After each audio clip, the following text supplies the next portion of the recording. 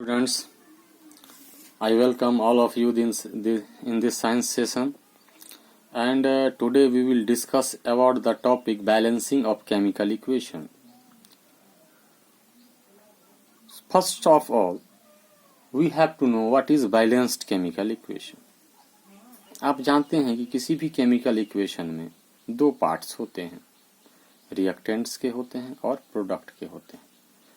Equation arrow के एक right side में प्रोडक्ट लिखा जाता है और एरो के लेफ्ट साइड में रिएक्टेंट्स को लिखते हैं।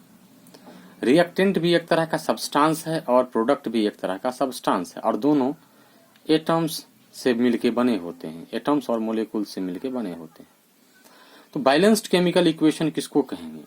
वैसा केमिकल इक्वेशन जिसमें रिएक्टेंट के तरफ उपस्थित अलग अलग एलिमेंट्स के एटम्स का नंबर प्रोडक्ट के साइड में उपस्थित उसी एलिमेंट्स के नंबर के बराबर हो, तो वो बैलेंस्ड केमिकल इक्वेशन कहलाता है।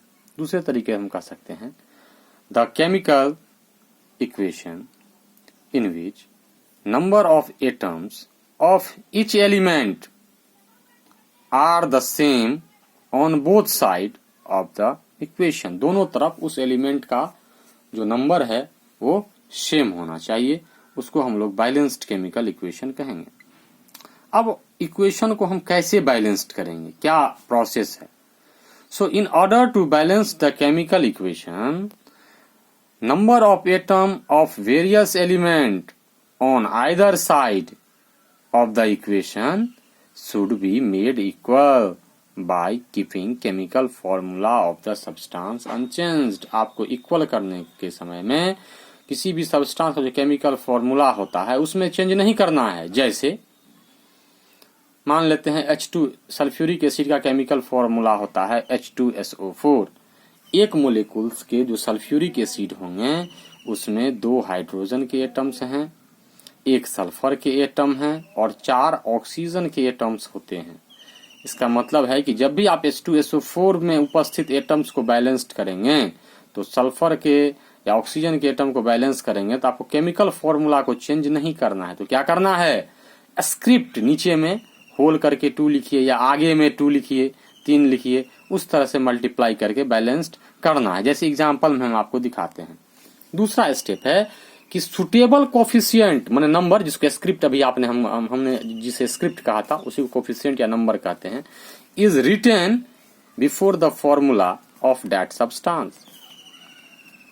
Example, when hydrogen reacts with oxygen then it produces water.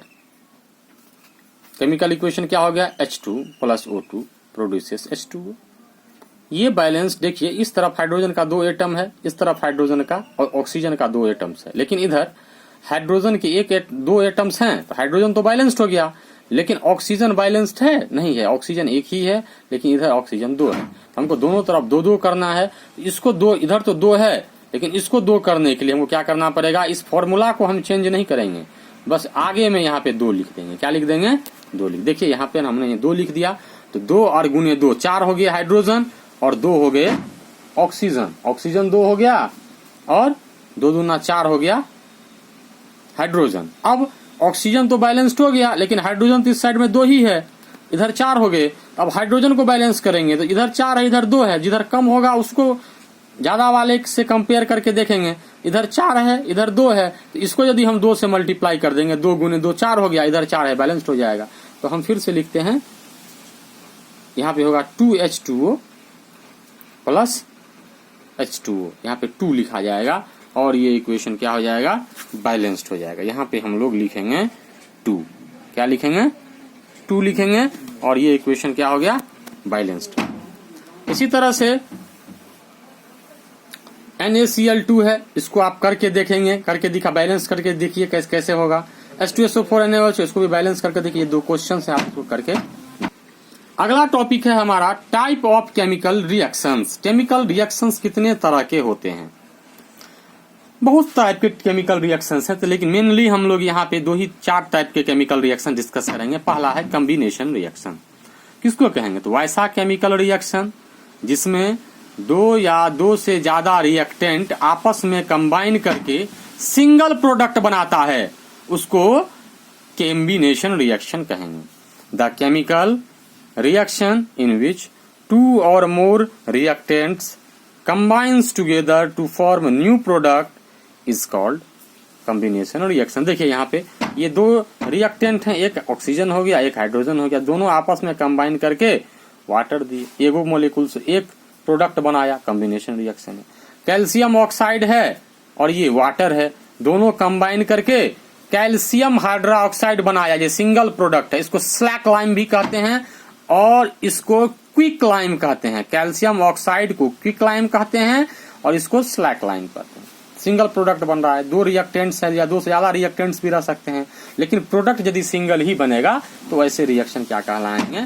Combination reaction कहलाएंगे। अगला है डीकम्पोजिशन रिएक्शन। वैसा केमिकल रिएक्शन जिसमें सिंगल रिएक्टेंट टूटकर दो या दो से ज्यादा प्रोडक्ट प्रोड्यूस करता है, डीकम्पोजिशन रिएक्शन कहलाता है। जैसे कैल्शियम कार्बोनेट है, एक एग्जांपल देखिए आप यहाँ पे, कैल्शियम कार्बोनेट है, इसको यदि हम हीट करेंगे तो ये टूट जाएगा। किसमें? दो पार्ट में, कैल्शियम ऑक्साइड में और कार्बन डाइऑक्साइड में। दो प्रोडक्ट मिल गए, सिंगल रिएक्टेंट्स टूट के दो या दो से ज्यादा प्रोडक्ट दे रहे हैं। तो इस तरह का जो केमिकल रिएक्शन होता है उसको डीकम्पोजिशन रिएक्शन कहते हैं। So what is decomposition reaction? The chemical reaction